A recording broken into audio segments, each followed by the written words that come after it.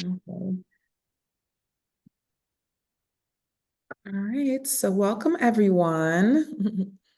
If you're joining us on YouTube, we'll be posting this live in the Team Stacey Abrams Grassroots Facebook group and across various Facebook groups. So hopefully we'll have those links in the captions below, so you can find us there. And so this is our first weekly roundup. And let me go ahead over here. I'm just gonna play a quick video while people hop on eventually to this live, and then we'll get started in about 1 or 2 minutes. So let's hear from our candidates. Harris Walls. We'll be talking a little bit about them, and you'll learn a little bit about us in a moment.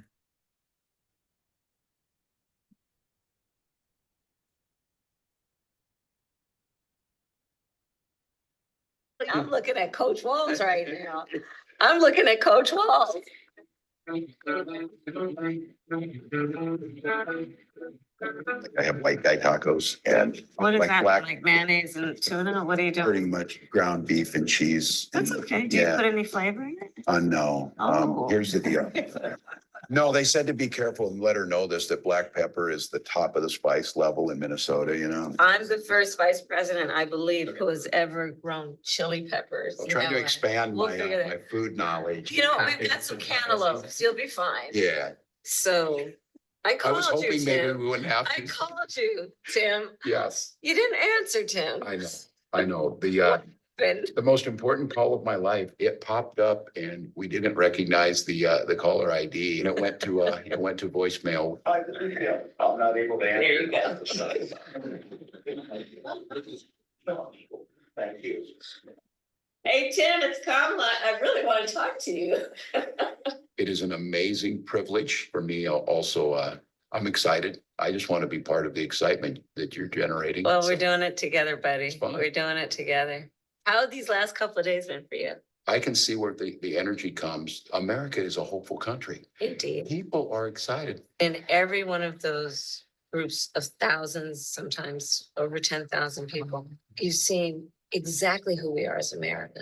Yeah. People from rural areas, urban areas, of every stripe and size and background. This is who we are as America, and we're Yeah. all in it together. Yeah. And in this campaign, the only way we win is keep the pedal to the metal for these next many, many days that we have. So, Tim, what's your relationship to music? Yeah. For me, the transformational piece of music was Bruce Springsteen's The River, Okay. which is a journey. You know all the tracks. Yeah. And I'm that guy. My first cards, summer 1980, been saving up. I buy a 1973 orange Chevy Camaro, got an 8-track player in it. Oh, wow. Previous owner left Bob Seger's Night Moves in there. I listened to it and it's kind of the soundtrack of my life of Detroit's own Bob Seger. But what's really great about this is I have a 79 International as my car. It's got an 8-track player in it. I have the very 8-track to this day. You're kidding me. No, but how about you? I grew up, so all these albums here, I mean, Aretha, my mother had every Aretha album, and like our Christmas gift to my mother, her birthday gift was always like, what's the latest Aretha Franklin record? So it's on vinyl in your house. All of it, all that and Stevie. And then Miles, and my dad loved jazz. And so it was Miles, it was Coltrane. One of my personal favorite musicians for when I was younger was Prince. And of course, from your estate. And he, in fact, I'll tell you, so my husband. I hate to stop on a Prince story, but I really was very curious about their music taste because that tells you so much about people. So yes, let's get right into it, Lynn. First and foremost, we just want to welcome everyone. I'm Robyn Donaldson. I'm Lynn Halliburton. Oh wait, say one more time. You kind of broke up. Lynn Halliburton. So thank you for joining. We are both part of the Team Stacey Abrams Grassroots Facebook group. So again, I hope you are already a part of it. If you're not, you can find us on Facebook under Team Stacey Abrams Grassroots. I think we have hashtag Harris Walls as part of the name as well. But join the group. This group has been going on since 2020. And what's great about it is that it's made up of a lot of mostly Georgians and then people from across the country who were working on the 2020 election and the runoff for Senator Ossoff and Warnock. And then, of course, Stacey Abrams supporting all of her work, just not only in terms of her running for governor of Georgia, but also her starting Fair Fight Action, a voting rights protection organization that helps not only in Georgia, but across the country. And then Fair Count, which is her organization focused on the census. And then SEEP, which is the Southern Economic Advancement Project, a Southern think tank. All of those are organizations that Stacey founded. And so we like to support their work. And so every time, you know, whether it's an election cycle or working on voting rights or other issues, this Team Stacey Abrams Grassroots Facebook group has been there and has managed to build community and organize not only in the digital space, but to actually take that work onto the ground, you know, in person, in real life as well. So please join our group because we'll be going live going forward in this Facebook group. We'll be offering the weekly roundups each Sunday. So why don't we introduce ourselves, Lynn? I have our bio. So are we cool with this time slot, do you think? I think it was. We had a little bit of technical trouble, but we got it together. Yeah, so we'll be here on Sundays and we're gonna just, you know, just start to point out the stories that we found interesting, you know, that week or trends that we're seeing happening. And so we have our social media handles down here. And we do hope to go live on TikTok. We're trying to organize and streamline everything. But you can find us on TikTok and Facebook. For me, I'll definitely, you know, be more in the Facebook groups until I can get all of that organized and I can get back to TikTok because I do love TikTok. And then Mondays, we have Mental Health Monday in the Facebook group. And so it's just a way for people to come together, breathe, maybe some gentle movements, a little meditation, just to decompress and create space in the body and the mind during this campaign cycle because it's moving fast. But in the meantime, I want to just go ahead and start to introduce Lynn because Lynn has been a key strategist and writer, and she's helped to just really push both of us putting our voices out there with various op-eds, which we'll get into. But Lynn is a legislative fellow of the New York State Capitol, and she analyzes and distills complex legislative information, ensuring stakeholders are informed and engaged. And this role complements her master's in public administration studies at SUNY Albany, where she's honing her expertise in public policy analysis and preparing for a future in government affairs. Previously, Lynn was a communications advisor for the Women for Biden-Harris organization in 2020. And recently, she has been a great supporter and strategist and someone who's really pushed, like I said, putting our voices out there into the digital space through op-eds. So thank you for joining, Lynn. And I don't know, do you want to open it up a little bit in terms of what you're doing and thinking in terms of this cycle? Yeah, well, like you mentioned earlier, like it was so important for us to work on those op-eds because I feel like there's like a vacant space in the op-ed world where Black women's voices can be heard. So I thought it was incredibly important for us to both collaborate since we both worked on the Joe Biden campaign in 2020 to share our perspective on that experience and also our perspective on how the administration was performing, as well as like our endorsement of Kamala, who's our now candidate for the Democratic Party. So it was lovely to collaborate with you on that. Yes, absolutely. And I completely forgot to introduce myself.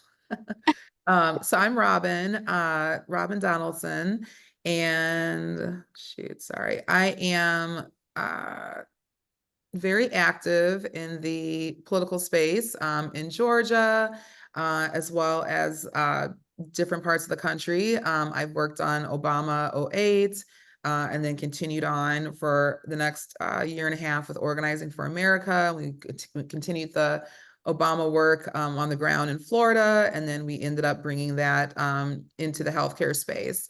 And so in terms of the Affordable Care Act, and then, I've worked across Georgia in the grassroots space as an activist and organizer to support Stacey Abrams, as well as Senator John Ossoff, specifically being on his runoff team, and of course all the other Georgians, the Warnock and McBath and all of those people from 2020 and beyond. And so now we are here on the verge of making history. And so like we said, we just want to have, for Lynn, a Gen X. Do you consider yourself millennial, Gen X? So I don't want to give away my age, but I'm in my 30s, early 30s to be accurate. But I take it as a compliment that everyone confuses me for Gen Z. I'll take it. I will too. No, but I love, as Harris will say, I love Gen Z, but no, I love Gen Z too. Yeah, because they are definitely out, for Harris. But no, so yeah, but the main thing is we want to be a bridge from a claiming Gen Z millennial perspective, and me, I mean, I'm definitely giving away my age, if even Gen X millennial. I'm like at like a cusp of Gen X millennial. I'm gonna claim millennial. But and I'm just kidding. But no, we wanted to just Black women having our voices, and then specifically that kind of late 20s, 30s, 40s perspective. So that's kind of how we arrived to where we are and what we're doing today. Okay, so let's see. We've introduced ourselves. And then the other thing I want to discuss is just how are you feeling in terms of the tickets? Were you surprised at the Walz pick? I mean, what did you think when you first heard about Tim Walz being announced as VP?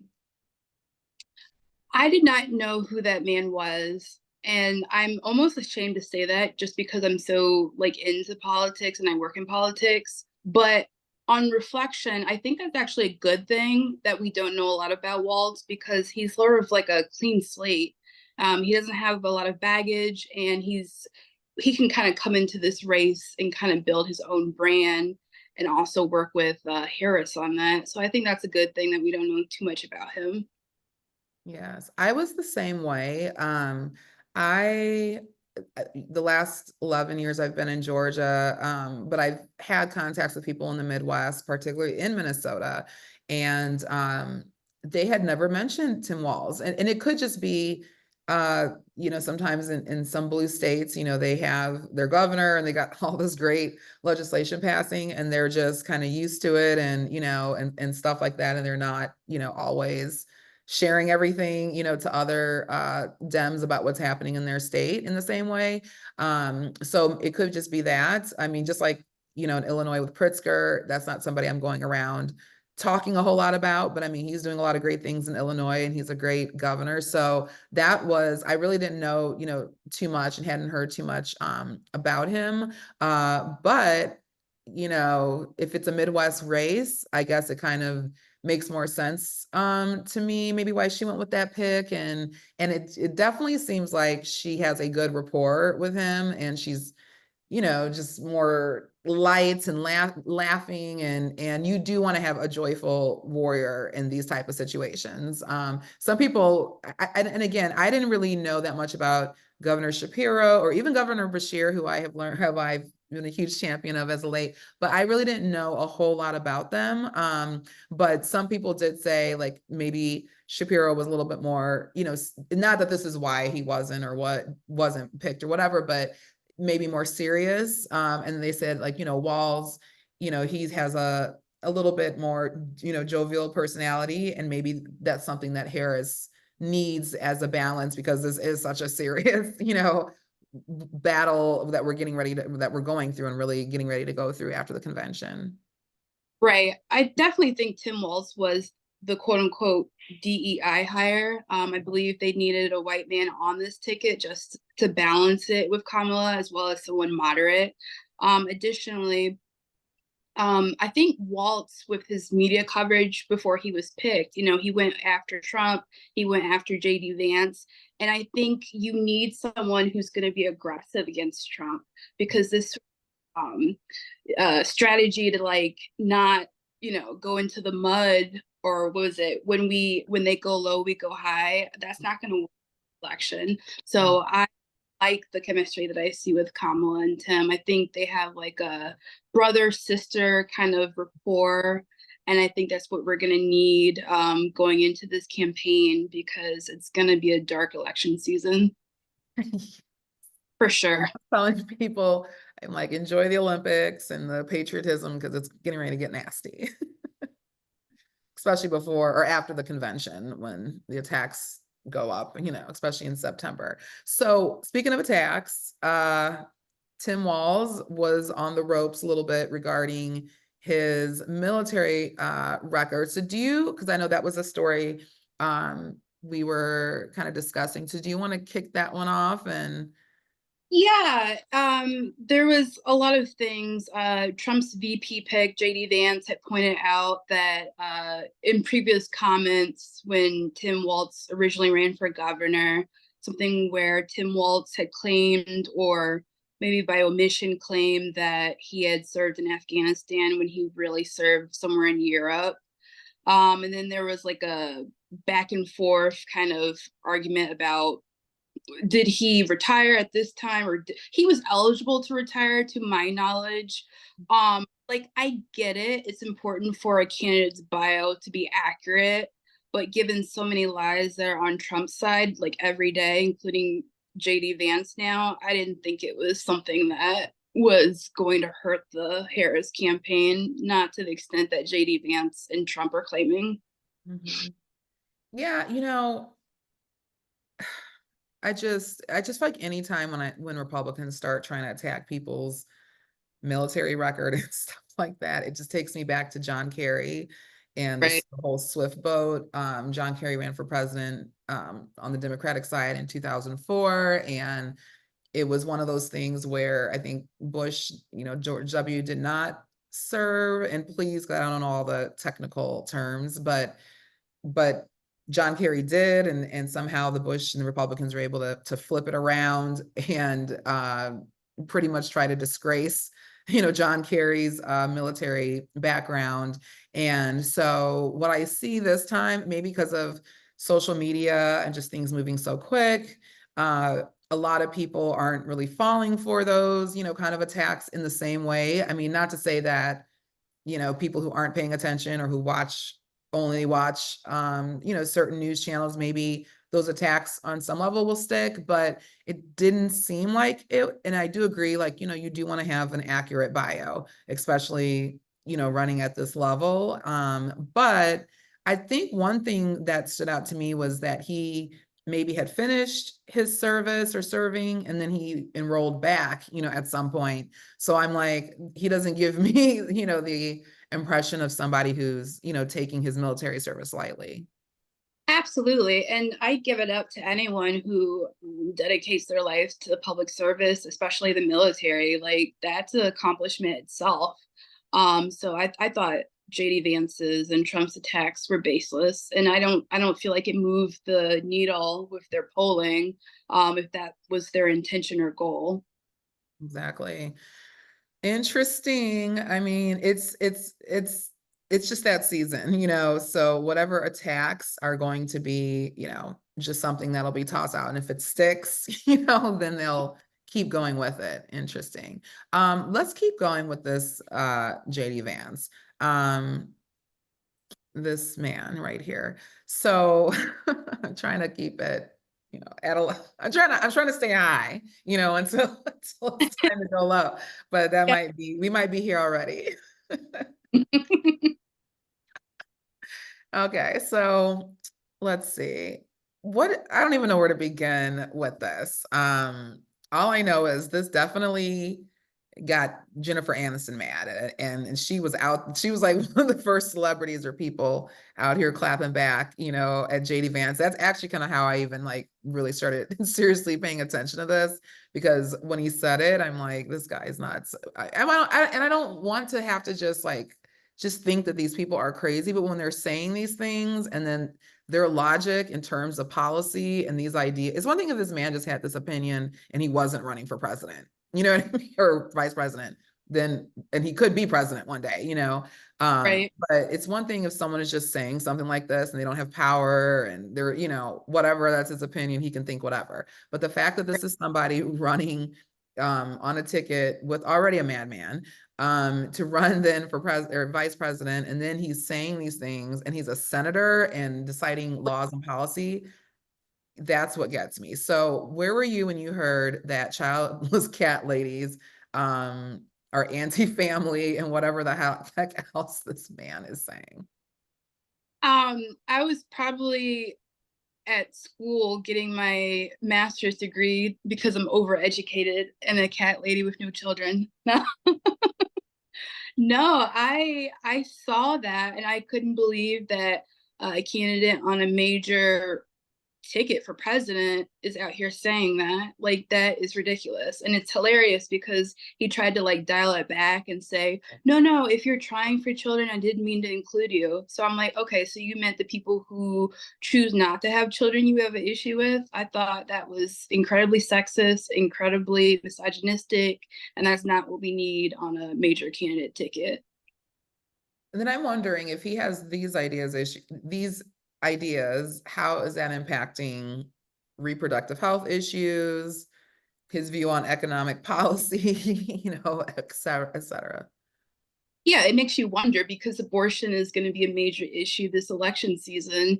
And, you know, they're already on record saying that they want to have a national ban on abortion and that they want to actively track women's menstrual cycles, which is disturbing to say the least. So it makes you wonder when you hear these kinds of comments. And then I don't know if this is what you're alluding to about tracking menstrual cycles, but can you just go further into that, and then maybe we'll cover what I'm getting ready to say. But I was gonna Yeah, ask. reports were like they were endorsing tracking, having the government track menstrual cycles, like to see if a woman is like pregnant or not, and if she's about to possibly have an abortion. And I just feel like that is so crossing the line. The government shouldn't be in women's business. That's crazy. I mean, it's like I don't know what else to say. Like like millions of women, you're gonna Right. track their menstrual cycles. Like That's my friends don't even know when we're on our period, let alone the government. Like that's ridiculous. I know, amazingly ridiculous. For me, I think we've been talking about this too, is the culture wars. Because, you know, just depending, like, and again, I go back to 2004, Gore, or not Gore, what's his name? Kerry v. Bush. In 2004, I remember after Bush won, I believe that the re-election, there was a newspaper and it said, something about it was God, guns, and maybe it was gays, because at that time I don't think we had the equal marriage or any of that act or anything like that. But it was these three uh subjects or issues, and it was directly connected to culture. And so for me, that was an election where I really saw how culture really won out, you know, in many ways. You know, during that second presidency with Bush. But I think about how there's so many young women, and not just young, but, you know, so much has just changed even since the quarantine, let alone in the last like 25, 30 years. So there's so much more opportunity for women when it comes to education and jobs and family planning and, you know, marriage and all of these things. So it's like when he makes these statements, he is attacking such a large demographic of women, you know, who maybe just either are waiting to have children later in life, or and by later in life I mean like 30, you know, plus, you know, compared to back in the day. And then there's so many more, women with opportunities in work and education. So they might be taking more time to plan their family because they want to save money or put themselves in a certain, position or find a partner. And same with men, so it's like to say something like this and then to be in that position of power in a foreign policy is just so short-sighted, and it impacts millions of men and women who may not be, at the stage of planning a family or even want a family. For sure.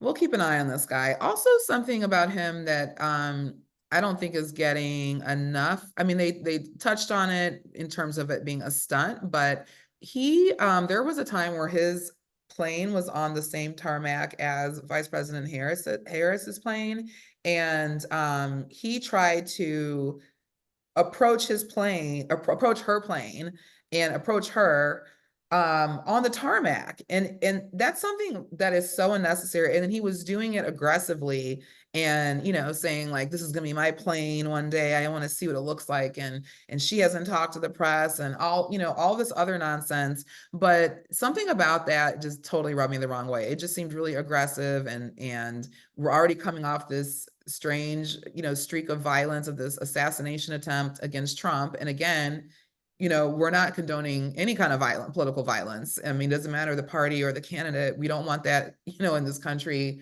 in this whole discourse and democratic process. So for him to, try to use that as a stunt, that just really rubbed me the wrong way. And then, it just was also immature.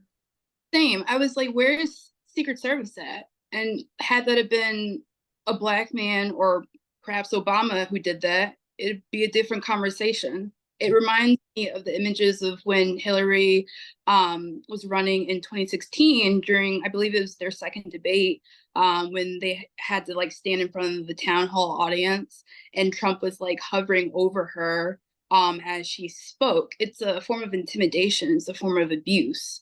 And it's crazy that this kind of thing is still happening and that the media is really not calling it out, because that was just over. He crossed the line. Like, you don't come on someone's tarmac like that. It's abusive. Absolutely. And speaking of, why don't we get into this next story, which is still unfolding. Let me go right over to it. This strange obsession that Trump has with Kamala Harris's physical appearance and her beauty. Where do we begin with this? Wait, let me first scroll down here. Yeah, so this was a story that came from let me see, can I actually play this? The Elon Musk interview that happened earlier in the week. It was Elon Musk and Donald Trump, but let me see if I can play this. And actually, she looked very much like our great first lady, Melania. She didn't look, yeah. She didn't look like Camilla, that's right. But of course, she's a beautiful woman, so we'll leave it at that, right? Okay, first of all, who's Carmilla? Right. Get her name right. It's Carmilla or Camilla. I don't know who that is. But yes, Trump says Kamala is, quote, as beautiful as Melania on the Time cover. Again, it goes into the old misogynistic tropes of assigning attractiveness or beauty to a woman as her only value. And I'm not surprised, based on a lot of the rhetoric we've seen with this Trump campaign, that that's the tactic they're using. I think he considers his wife in that sort of one-dimensional 1950s housewife aesthetic. And I think he applies that same standard to other women as a measure of their worth. And I think also he can't debate her on any substantial policy. So he's resorting to complimenting her or trying to do a backhanded compliment on her looks instead of making this about the issues that matter to the American people, like housing, like economic development, like abortion. Absolutely. And I mean, what isn't the Trump Foundation or not foundation, whatever's company, they're behind the Miss Universe pageant, Right. one of those. So, I mean, and nothing against anyone who does the pageants or anything else, but echoing Lynn's point, is that he is definitely about aesthetics and sees women, in a one-dimensional certain way. And even listening to some of his associates, because at the same time as he will talk about her physical look, then he'll, try to down her intellect. And I believe it was Scaramucci, is it? One of his past colleagues who is now an anti-Trumper, but, he was saying that when he starts attacking her intelligence and calling her dumb, he was like, it's the closest kind of word to the N-word, that Trump can use, publicly.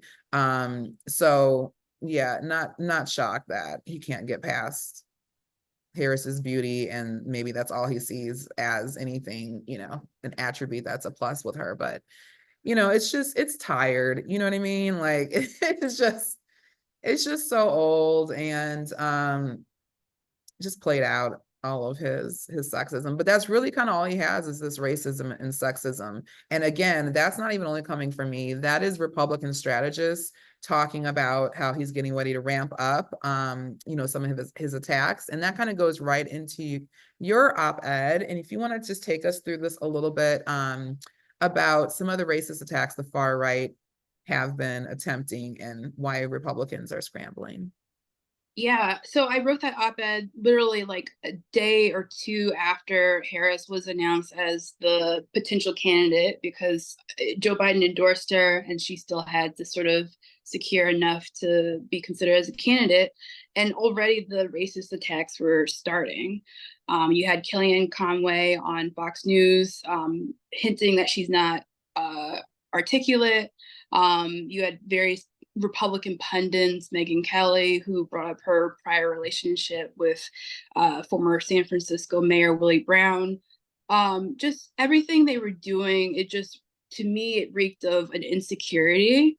I think that they thought this election was going to be Trump versus Biden. And when that didn't happen, they had no actual playbook. So they resorted to what they knew: racist and sexist attacks against Kamala Harris.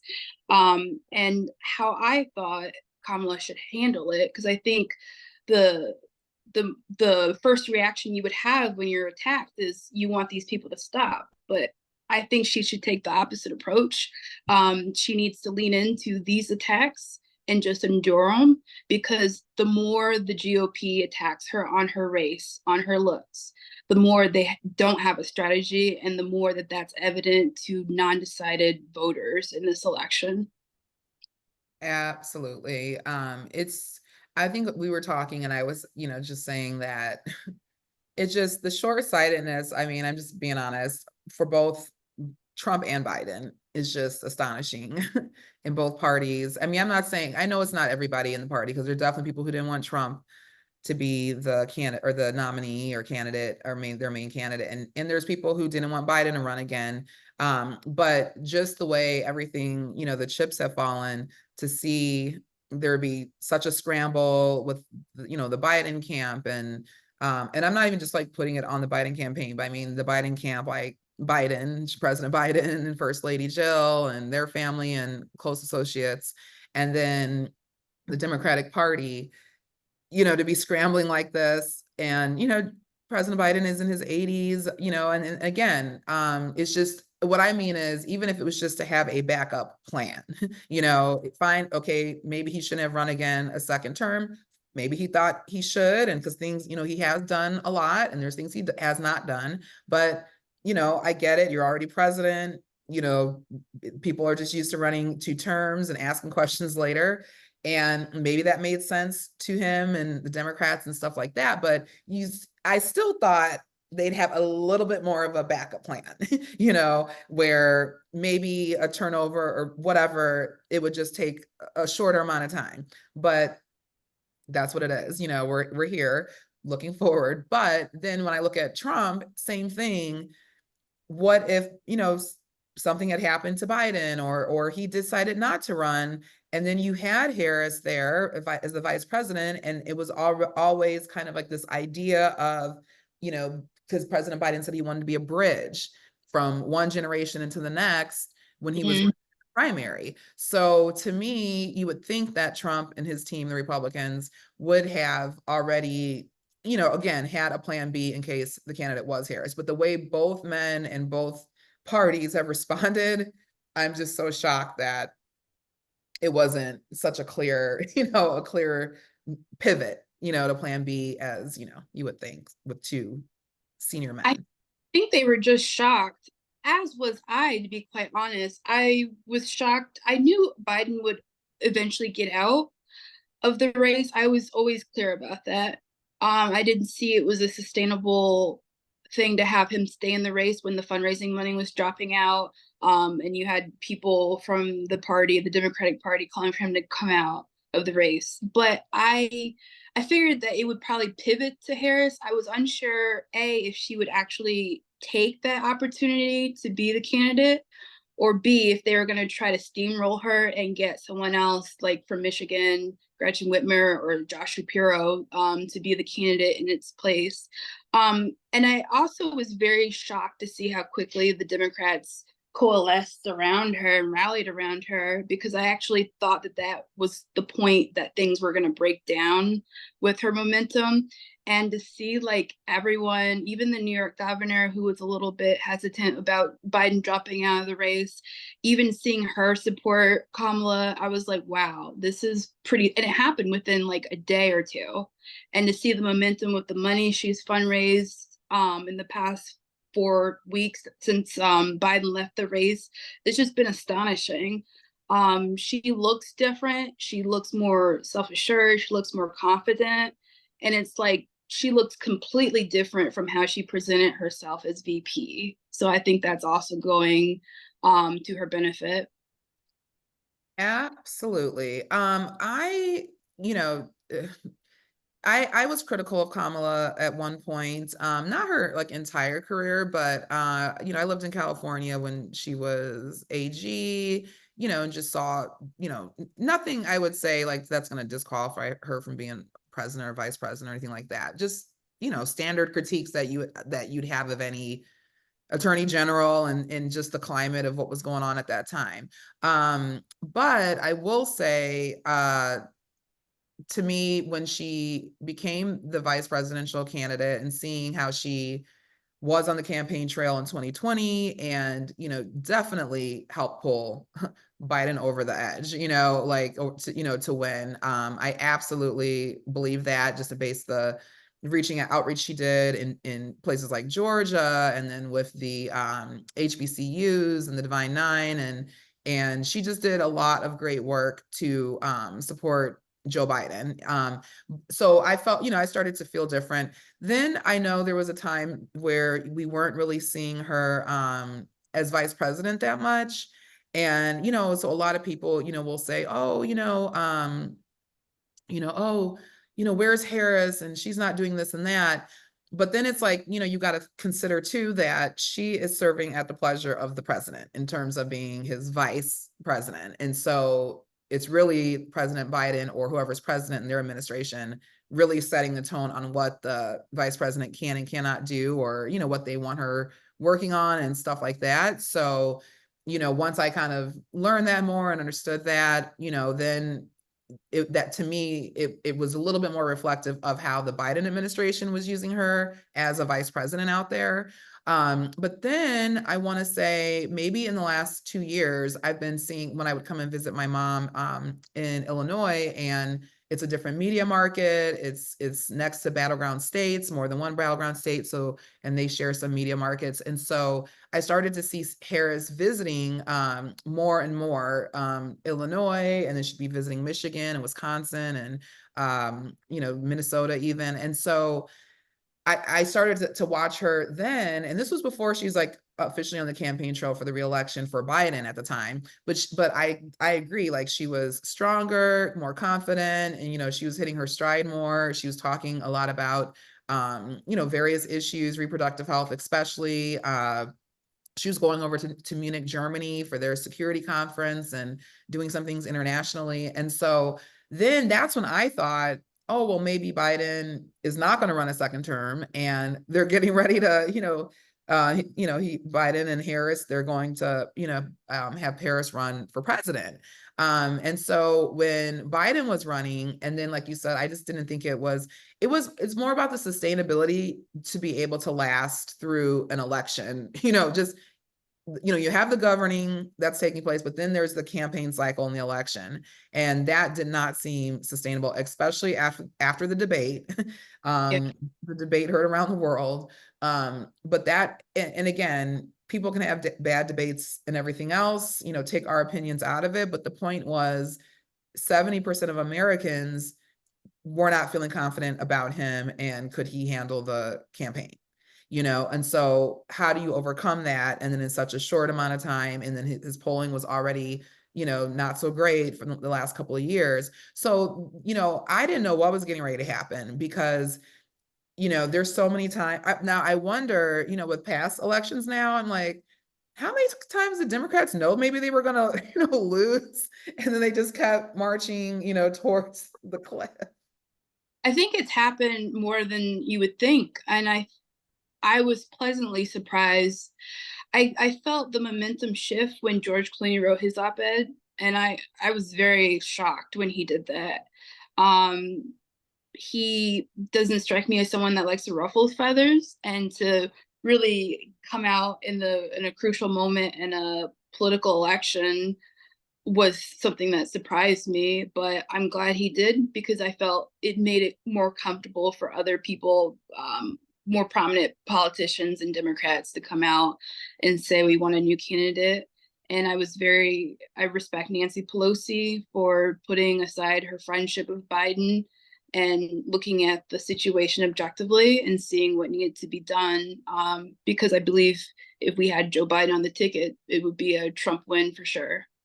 Yes, especially after that assassination attempt, it seemed like, and then it was the convention, and then the VP pick, and it just seemed like it was just getting ready to coalesce, strongly behind Trump. And momentum can't just be the only thing, in elections, but it's huge when you have that energy and momentum, because that is going to determine if people are going to open up their checkbooks or whatever, or if they're going to volunteer. It's the difference between, somebody, taking off work to go help a state on election day versus just phoning it in and not doing the work. And, so I just know, again, from watching some of the, the polling, and how it just said for I think it was 2 years straight, 70% of Americans 2 years straight said they did not want either person, Biden. Right. And I mean, is it that shocking? Because doesn't that just remind you of 2020 and like COVID and the pandemic? It does. And also with Biden, with the debate performance that he had, Trump just went unchecked for many months. And there was so much to attack Trump on. And when you have a candidate who cannot articulate that, then you're going to have these kinds of things happen where Trump is reelected. And I feel confident now that since Harris, very knowledgeable, she has like a prosecutorial tone when she speaks. We've seen that when she was in the Senate, especially. She's going to take him to task. And that's what you need. You need someone to call out the misinformation. You need someone to call out his past and previous and current conduct. And she's the woman to do it. Absolutely. And it's just like, because it's so much content. I mean, so much has happened in the political world in just a month. I mean, it's crazy. And I kind of have to remember, we're so, even though we have this new candidate, it's not like she's starting from a year ago, she's starting where she's at now. And we still are running this major, campaign that only comes around every 4 years.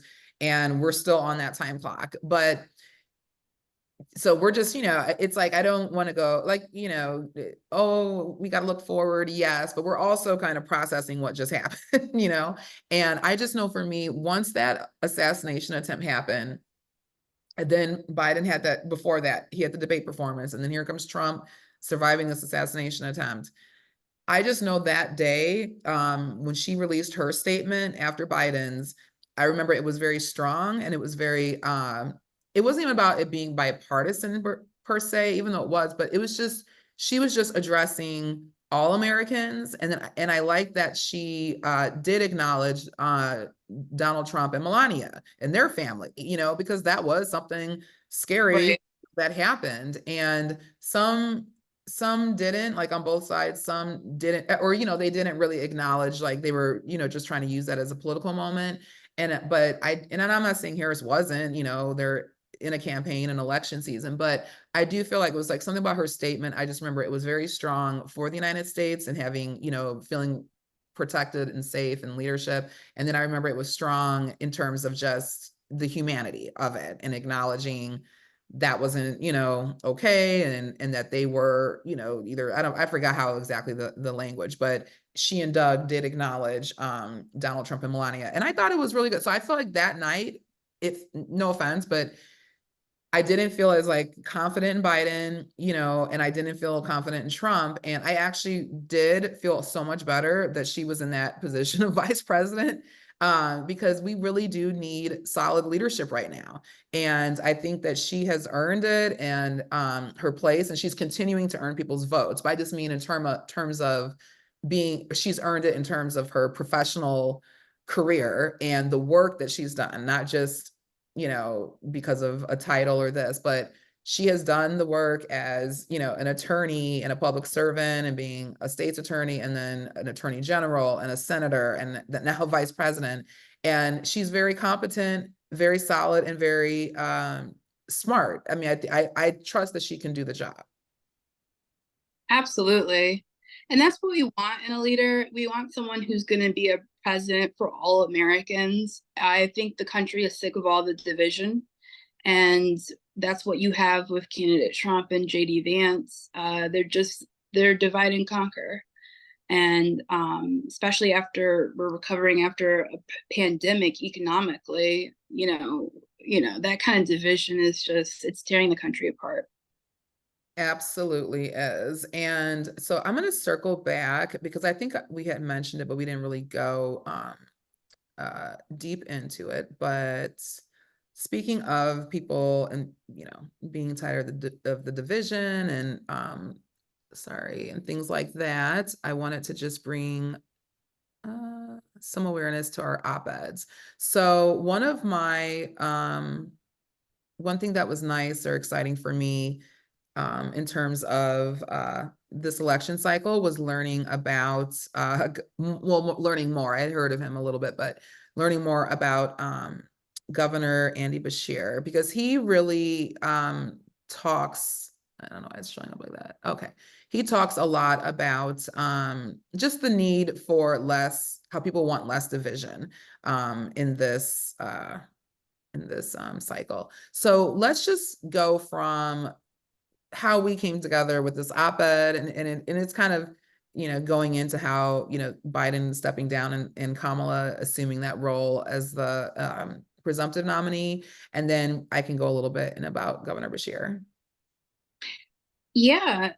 So I remember when we wrote our first op-ed about Biden stepping down and we made an endorsement for Harris. You and I spoke and you mentioned a lot of great policy wins that Governor Andy Beshear had that, to be honest, I was not knowledgeable about. And then you informed me about those. And, you know, at the time, I thought he would make a great VP pick. And definitely now I believe he has a future as a potential president. He's got a long political future ahead of him.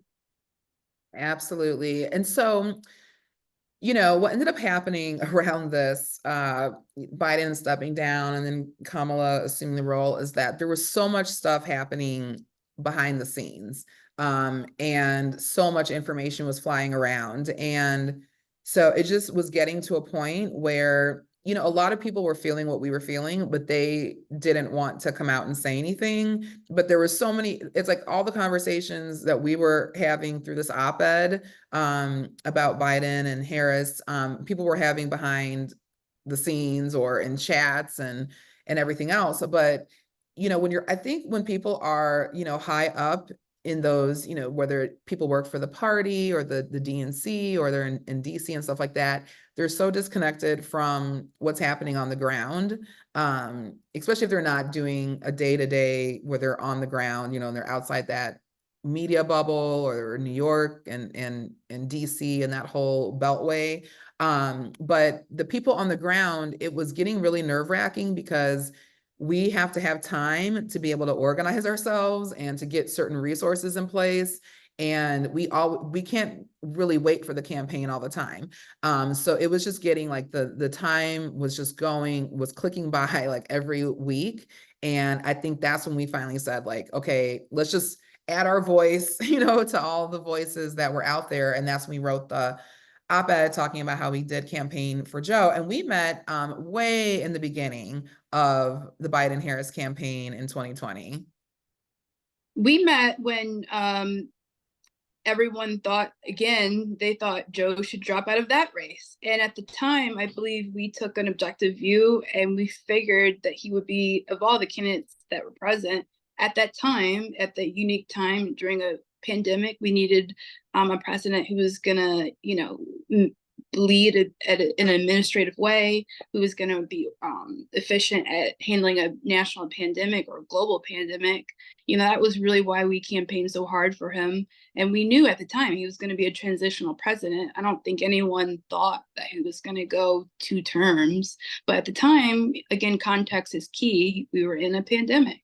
And we needed someone competent, someone that wasn't going to recommend people inject bleach to cure themselves of COVID. We wanted someone that was going to enforce CDC guidelines and mask guidelines. Absolutely. And we had an opportunity to see how Trump led during COVID, and that was a nightmare for many people, considering how many people died unnecessarily in some regards, you know, in terms of just, not everybody, but just in some regards, in terms of how things were rolled out, and then the misinformation and disinformation around, you know, a lot of it, especially in those early months and everything. And then the other piece was, you know, in 2020, people didn't even know these other candidates. They knew Bernie and Biden, you know, and we were also doing work on the ground, and that's what South Carolina was showing. So we knew pretty early on that Biden had a strong opportunity to win, and for all the reasons you said as well. And then the thing was, with VP Harris, is that, you know, who else best to take the baton and run with it? Because honestly, I feel like if there were people who wanted to run, or they thought, you know, maybe Biden wasn't the best candidate, to me, why didn't you get out there and run, you know, in the primary? But I know we don't want to get all, you know, too into that, you know, Democratic, what goes on. But in terms of Harris, I do think she was like the best situated. And then what some people did or didn't know is that she was already part of the ticket, she also had access to the war chest of the $250 million that was already raised for the Biden-Harris ticket at the time. And, you know, she had access to that money too, and she helped raise that money too. And that's not even like just to say that she's been one of the #1 fundraisers for the Democratic National Committee for like 4 or 5 years now. So she raised a lot of that money to help Biden, and Biden has been historically known not to be the greatest fundraiser. So, you know, as he says, no malarkey. You know, she really did help raise that money, and then, you know, she had every right to it being on the ticket if he was not able to, you know, to run. So it was crazy to try to put up a new person that people may or may not know. And then that person has to immediately try to raise 250 million because they wouldn't have access to it because they weren't on the ticket. It just didn't make sense with the time crunch. And then you have somebody as accomplished and, you know, ready and competent as Vice President Harris. It just didn't make sense to go with somebody else in such a short amount of time. Right. So over here, now this brings me to Governor Beshear. He was on Face the Nation today on CBS. I won't go like too deep into it, but you know, there were people who really, I don't know, they maybe just don't understand electoral politics in that way. And there's so many different levels to politics. I come from a lot of different lens, but being an organizer, not only just by, having done it professionally, but at heart. And so being an organizer, I'm always thinking about the map, the ground, what moves people, who's being represented, their voice, and everything else. And that is what really drew me to Governor Beshear, because he was on, the short list or short-ish list, 4, 5, 3, whatever, of people being considered for vice president. And and we can do a whole show on this or talk about this another time, but the Southeast, particularly in the South, they really get left out a lot of times when it comes to Democratic politics, because the Democrats really have their parties situated in the Northeast, the Midwest, and then California is their, donation base, their cake daddy, mommy, or whatever you want to consider it. And then you have some of those West Coast states that are like reliably, blue, Washington State, and, things like that, that the Democrats can bank on.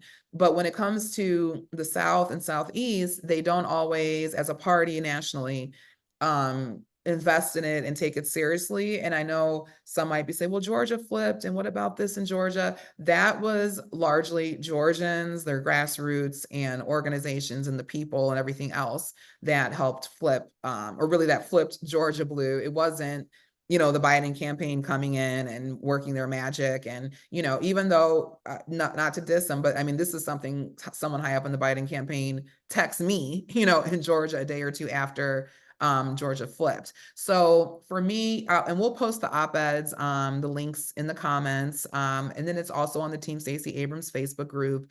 But the op-eds were just an opportunity to draw attention and awareness to the Southeast and to the Sun Belt, because they have the numbers and the demographics for the Democrats now and into the future. But it's just the voter suppression, voting restrictions, voter intimidation, the gerrymandering, and then the lack of early investment and resources and money. That is why some of those southern states stay red, or, they don't get, the Stacey Abrams and Beto and Andrew Gillums and all of those people over the hump. What was interesting about Kentucky, to win, what was interesting about Governor Beshear is he's won twice. He's been reelected for a second term, and in a red state, and as a Democrat. And he had a connection with Georgia because Fair Fight Action helped to get some of the voter protections set up in Kentucky ahead of his race. So when he ran, it could be, more of a fair, race and everything else. And, Kentucky is the home of Mitch McConnell, Senator Mitch McConnell.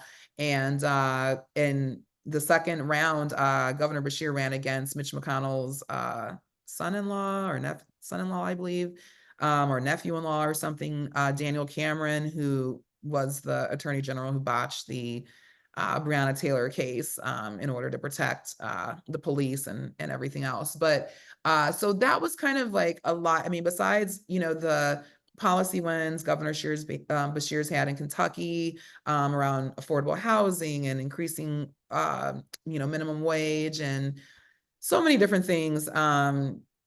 Ending no-knock warrants, they ended there as well. But I can go into more in the future about some of the policy wins that are happening in the South, and a lot of these progressive groups and organizing and all of this that's happening that people don't, when they tend to hear the South, they just kind of glaze over. But really, that is where the future is. And Democrats tend to win when they have a Southerner on the ticket. Historically they have. But either way, I do hope to see one day a ticket where somebody young from the South can be on a presidential ticket or run for president, and see the National Party, give more real attention, like the same attention and investment that they're giving Pennsylvania and Michigan. I hope to see that they're going to do that in a Georgia or Florida or South Carolina or some of those other states. Yeah, the Democratic Party really needs to start preparing for the future, and that means getting younger candidates ready to run potentially, because what happens when you no longer have a Trump to run against? This sort of anti-Trump messaging from the Democrats, you're not going to be able to use that in 2028, 2032. So we really need talent in place to pull from. that's going to be incredibly important going forward for the Democrats. I totally agree. And it was something you had just said in terms of the talent.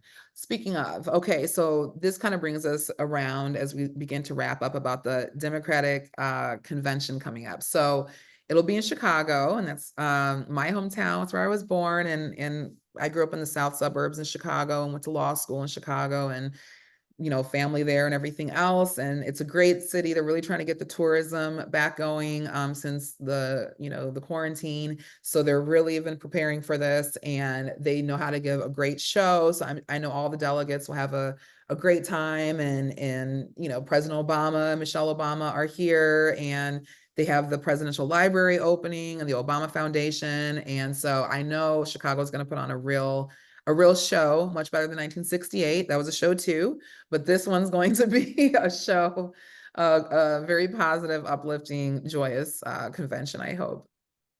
Yeah, I'm hoping to see some talent, some star power there. Beyonce, Taylor Swift. I think they definitely need to get out and get the vote out with their huge followings. The youth vote is incredibly important, and they definitely need to use their fame to bring attention, because this political upcoming election in November is going to have a lot of consequences for the younger generation in terms of affordable housing, abortion, women's rights, and we definitely need to get them motivated to vote. Absolutely. And then, it's interesting because some of these policies that are coming out, people have to really think about them in terms of not just like, does this apply to me? But then does this apply, to your children, grandchildren, seniors, are you a caretaker for seniors, or do you have, aging parents or grandparents? All of these things have to be considered, with these policies, because, maybe some people are like, hey, I don't have children, this child tax credit, doesn't do anything for me, but then maybe they're very close to, to a nephew or niece, or they have, friends who have children, and things like that. So, we just have to think about it just beyond, is it just helping me, but also how is it helping, other people in your family? Because, a lot of times people are relying on their family and friends anyway. But I was going to say too, in terms of the convention, one interesting little tidbit that I saw was that the Georgia delegation, so they're having a breakfast each morning, because you were mentioning getting ready, for our future talent and people who will run, into the future. So Georgia is having this breakfast that's going to take place. I think it's like 7:30 a.m. Central each morning during the convention. And so it's all of the elected officials, Senator Warnock and Ossoff, and Lucy McBath, Representative Lucy McBath, all these people who are going to be there, Representative Bishop. And so it's all the Georgia delegation, and then each day they have special guests. And so I noticed, just based on, what I saw, each day the special guests who are speaking at this Georgia delegation breakfast coincidentally seem to be the people who might be launching their presidential careers or campaigns, whether it's in 2028 or 2032. So Governor Gretchen Whitmer of Michigan, she's set to speak. Pete Buttigieg, I believe, Secretary of Transportation. And this is not at the convention. This is at this Georgia elected officials breakfast that's taking place in Chicago as part of the convention activities. Governor Beshear will be speaking. Governor Pritzker will be speaking. So that kind of caught my eye, because Georgia is going to, because again, the Southern Sun Belt, the Georgia, North Carolina, Florida, Arizona, that is the future of the party. So it's not, lost on me that potential future presidential candidates want to stay close to Georgia and make sure that they're being seen in front of all of the Georgia delegation. Yeah, absolutely. Georgia is still a battleground state, in my opinion. Just because Biden won it in 2020, I think it's still up for play. I think it could easily flip back to red. So it's important for Democrats to start spending money in Georgia and looking at it as a battleground state, because it would be a mistake to think that we're gonna win it each time. Absolutely. So yeah, so we're gonna put a pin in the convention. We're gonna, see how it goes this week. From my understanding, on Monday, it's gonna be President Biden, First Lady Jill Biden. I'm interested in hearing what the First Lady has to say about the new ticket. And then Hillary Clinton, I believe she's gonna be speaking on Monday. And then Mayor Brandon Johnson, the mayor of Chicago, he will be as well. And then I think Tuesday is the Obamas for sure. The Obamas and Pritzker, Governor Pritzker. So maybe that's kind of like a welcome from the governor of Illinois. And then I believe Wednesday is Bill Clinton's going to introduce Walz. And then the next day, I think Pete has been added to the national calendar schedule speakers in prime time. At least I saw Pete's name.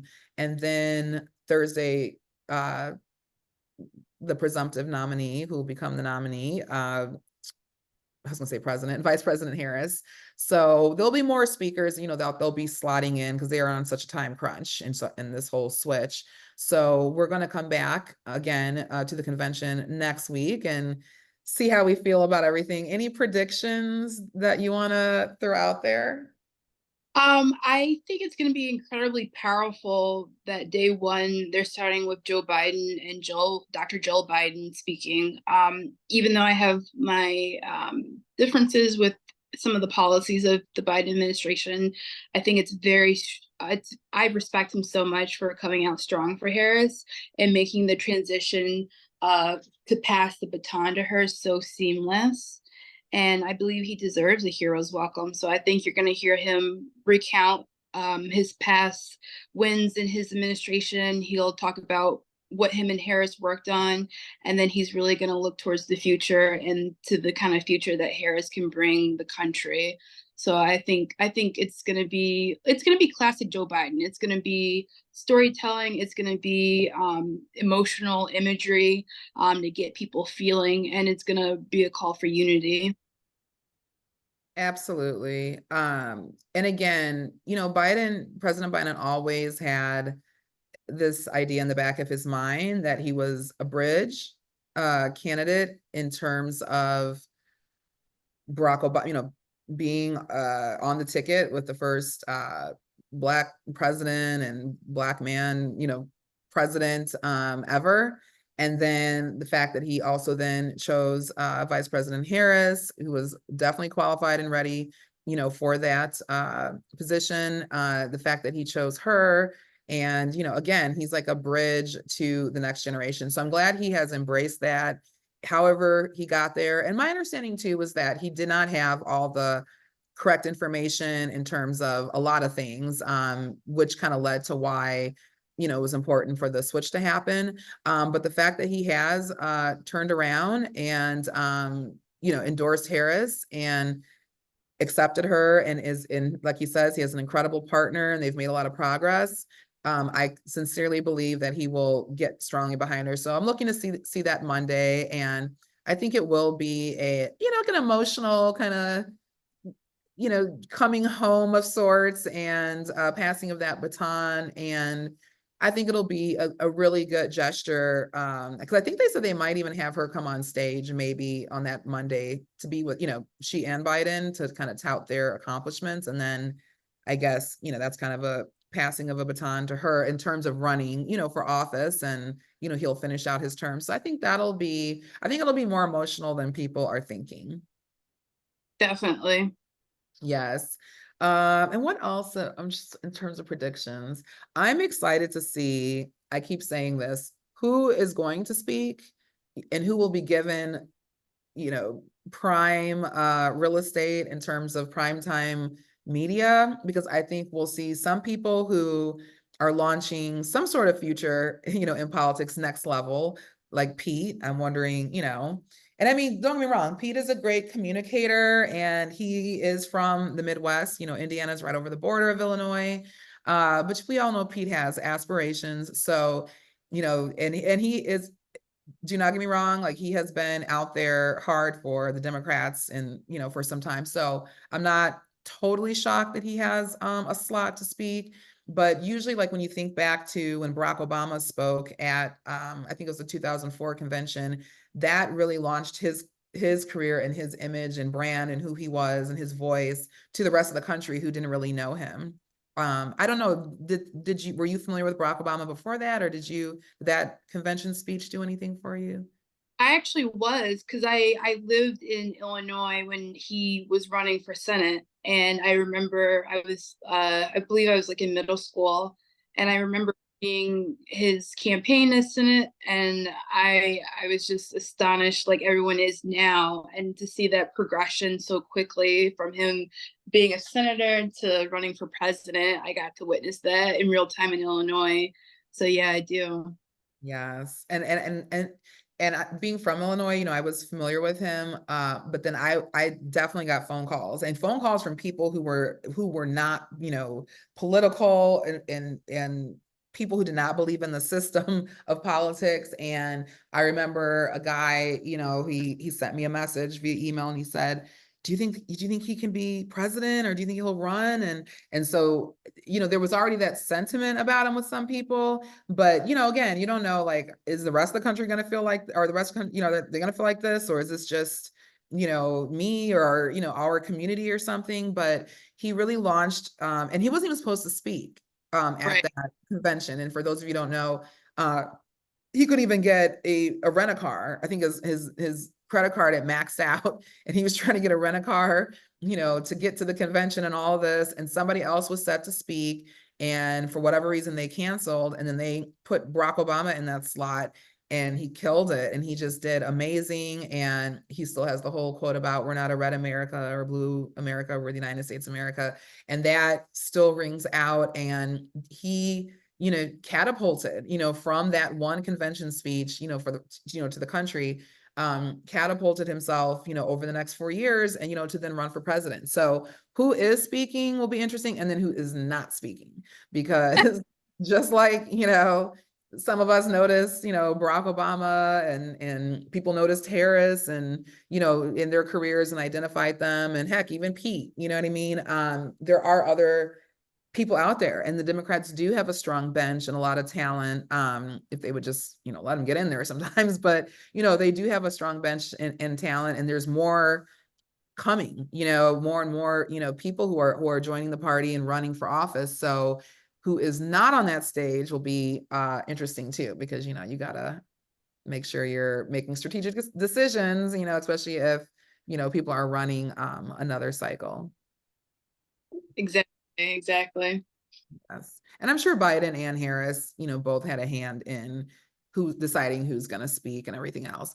But it'll be interesting. They're really leading with a lot of their past presidents and former presidents and spouses, and then Hillary Clinton is in a lane of her own in terms of what she's done in her career. So, and then I think I did hear that Jimmy Carter's former president, Jimmy Carter, his son, or grandson, who lives in Georgia now, a young guy, he may speak, because President Carter, former president, he said that he wishes to just stay alive, at least long enough to vote for Harris for president. And his 100th birthday, 100, will be in October. So I pray he gets a chance to vote for her. But that's great that he's sending his grandson. And so it really is showing all of these living former presidents endorse Vice President Harris. And guess who is not getting endorsements? Trump. Pence, after Trump, was okay with January 6th, these insurrectionists doing whatever to Vice President Pence. So not surprising, Pence has not endorsed Trump, and neither has George W. Bush or George Sr. I don't even know, maybe Romney supports the Republicans, but well, he wasn't a president, it doesn't matter. But who else is there that's still alive? To my knowledge, no sitting or living president has endorsed Trump. No, and I think that's very telling. Yeah.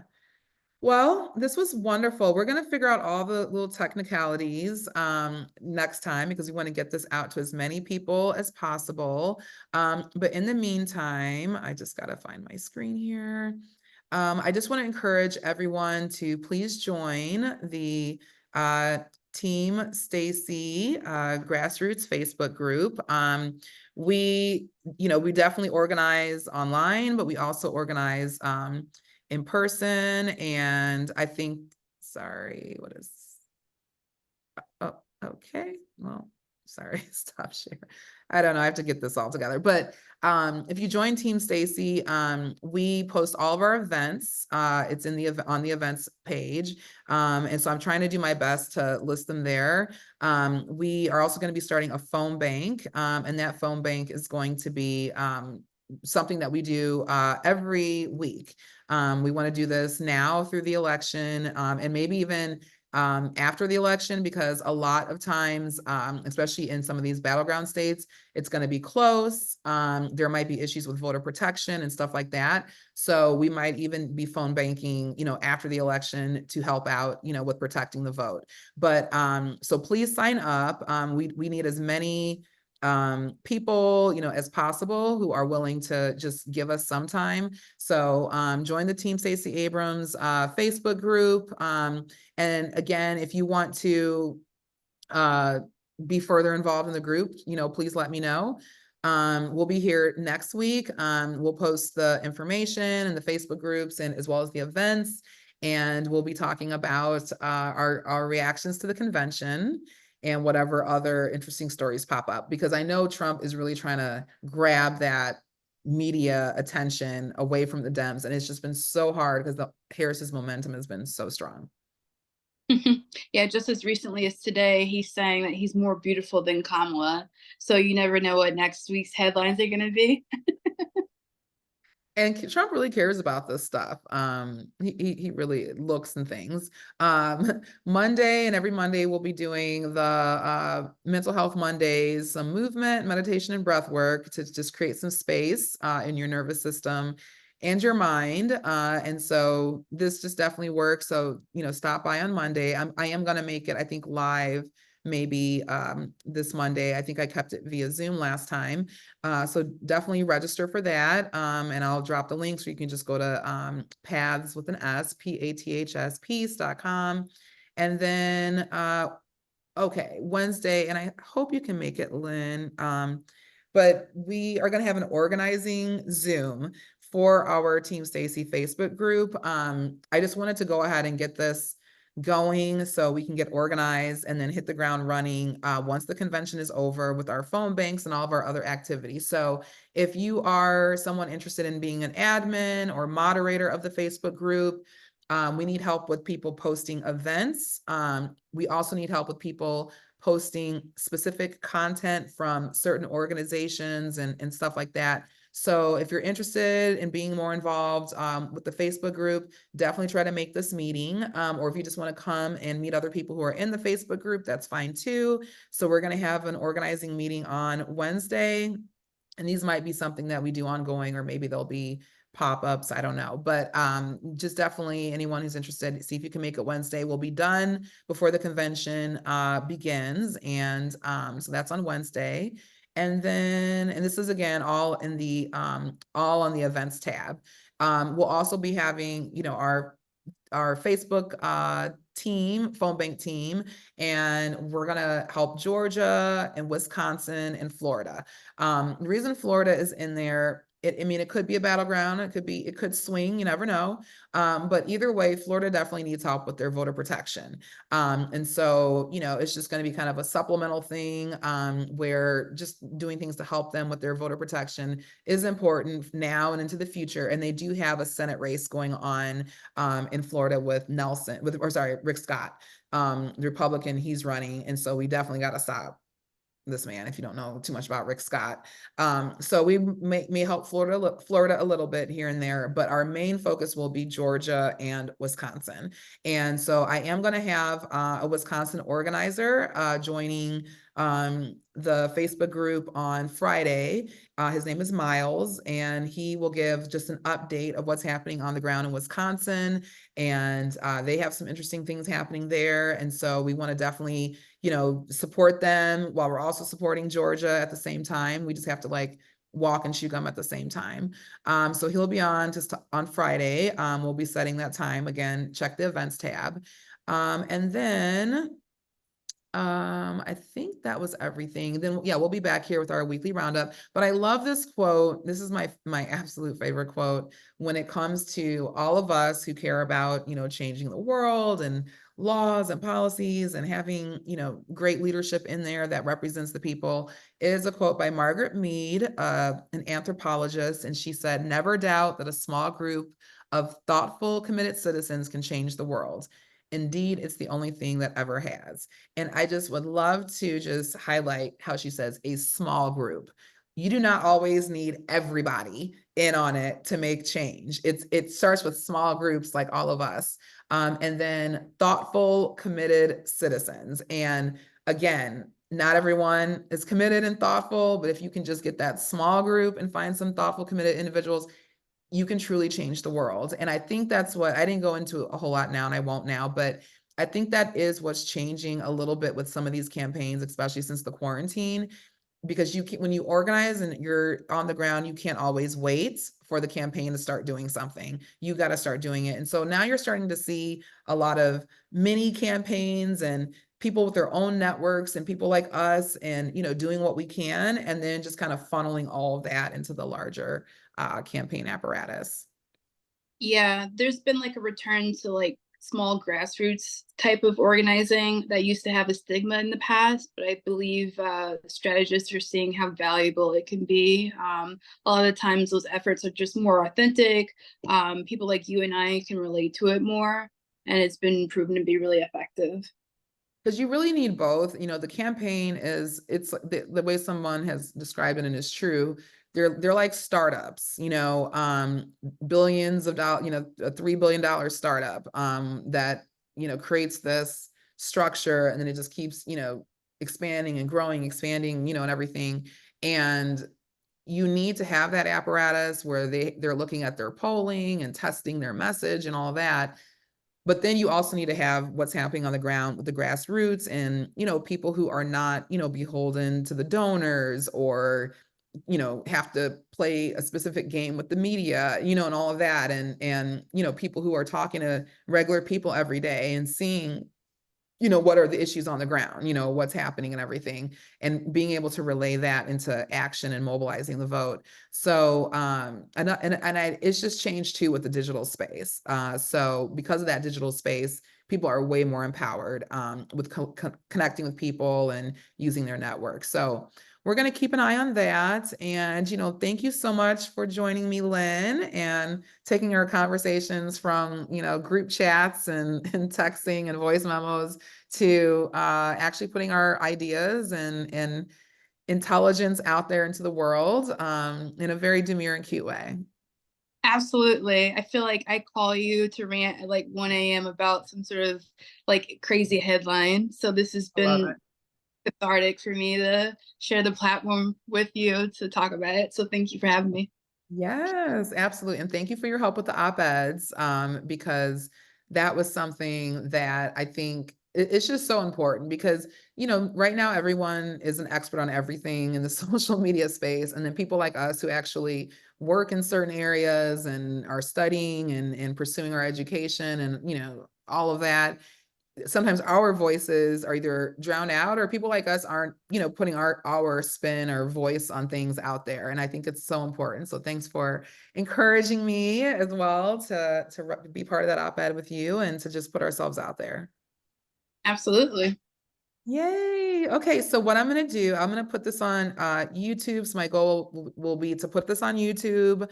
I'll re-air it in the Facebook groups if people didn't see it live.